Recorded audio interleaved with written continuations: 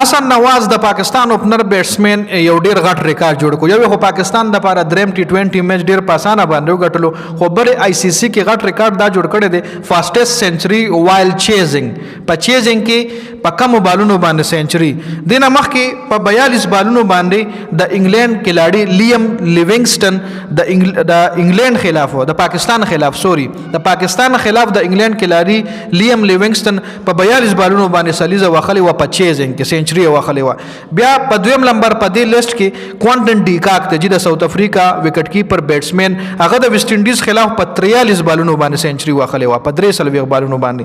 او ورپسې د پاکستان اوپنر بیټسمن حسن نواز په 44 بالونو باندې سنچري واخله، هغه نه واخله جی د چا خلاف د نیوزیلند خلاف په دریم ټي 20 انټرنیشنل کې.